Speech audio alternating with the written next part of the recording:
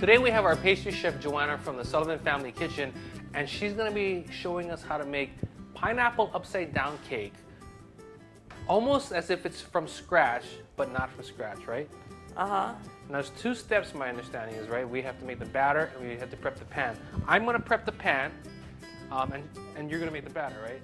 So the first steps I have here are spraying some pan release on the bottom of the pan, and then I have some melted butter, correct? This is whole butter?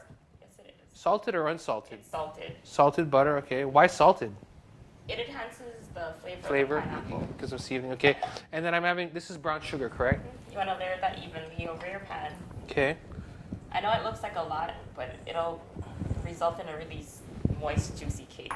One of the things, I mean, that's a good point, because one of the things that people ask me all the time are like when I'm showing them how to cook or whatever, and I'm seasoning something, and they're like, oh my God, you're putting too much. One of the things I think we have to all agree on is if you want professional, if you're looking for that professional result, right, there's certain amounts of ingredients you need to use in certain quantities, and I think, in this example, what makes the better pineapple upside down cakes is not being afraid to use some of the more luxurious ingredients, and in this case, it's brown sugar.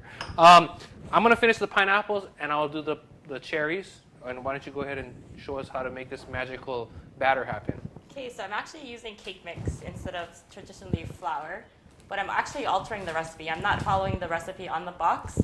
I add a few additional things, and I'll show you them as I go along. First, I'm actually gonna use overripe banana. Everyone has these. Everyone doesn't know what to do with them. Do you toss them? Do you keep them? I keep mine. So the first ingredient in my pineapple upside down cake is an overripe banana, which I'm going to mash. I was wondering what that was. I was like, is that a new banana? I These are our new black banana. thought that was a squash or something. I don't know. So Wait. Are we making pineapple upside down cake? Yeah, we I'm just are. checking. I thought we were making banana bread or something. This is the secret. All So right. here I am mashing the banana. And you said you use overripe, right? Overripe banana. And why again overripe?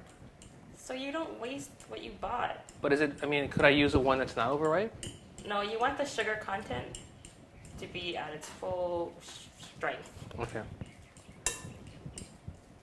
A ripe banana tends to be starchy. So actually, the blacker the better. Is there anything else? Can I help you? Sure. Want me to cut this open? Yeah. So after the mashing the banana, you actually add all of your wet ingredients.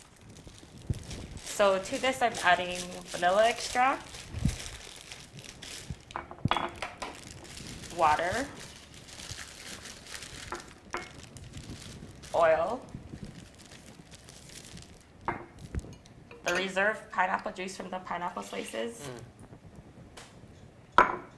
and 4 eggs instead of 3.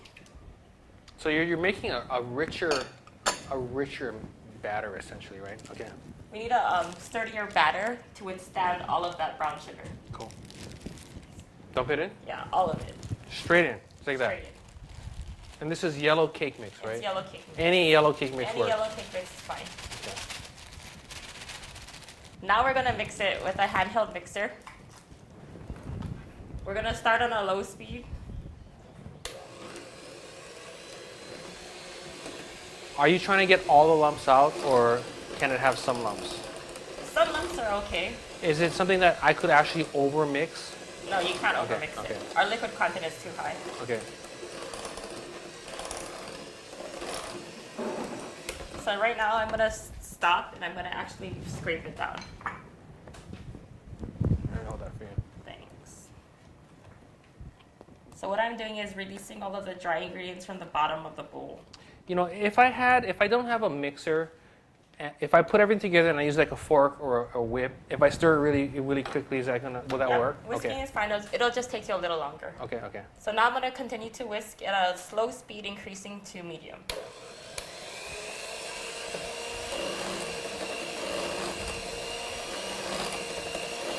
We're going to continue to mix it for about 2 to 3 minutes.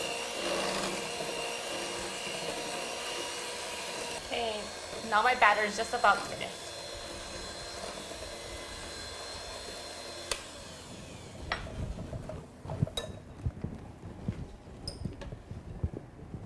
Okay. So that's our completed batter. What happens next? Goes in here? Yep. Now we're gonna evenly pour it into our prepared pan.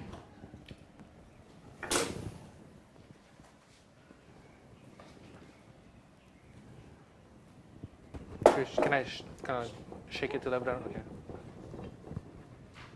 Oven? Oven. All right. I'll put it in the oven. Why don't you open it? What's the temperature we do it? 350. 350 for how long? 30 to 40 minutes. 30 to 40 minutes. So we came out of the oven, right? And you're gonna actually flip this thing now. So Yeah. how do we do this properly? So explain this so that people get this right. So I have a boiled pan Yeah. that I've greased. Yeah. I'm gonna turn it over Yeah. and I'm gonna hold it like this. And in one motion, I'm gonna turn it over and place it down. Go. You ready? I'm ready. So that's why the two pans are important. Cool. And look at that. Looks really good. You want to take that thing off? Sure. And you can pass me the pan and I'll take that. It looks really good. It's really hot. Shiny. Here, thank you. Thanks. All right. Now it's time to cut it and you taste it. Come on. Ready? Yes.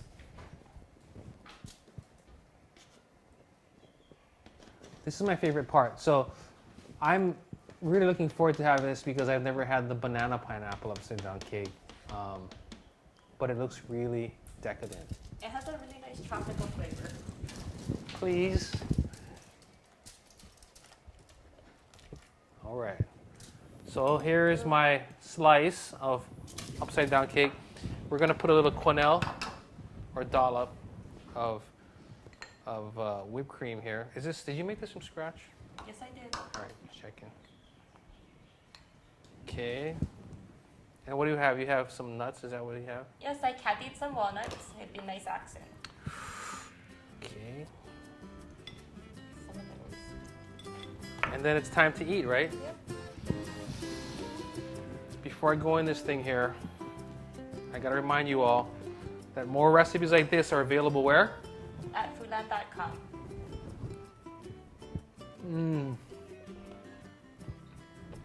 Bananas. Super good. Makes it Thank you. buttery. Mm.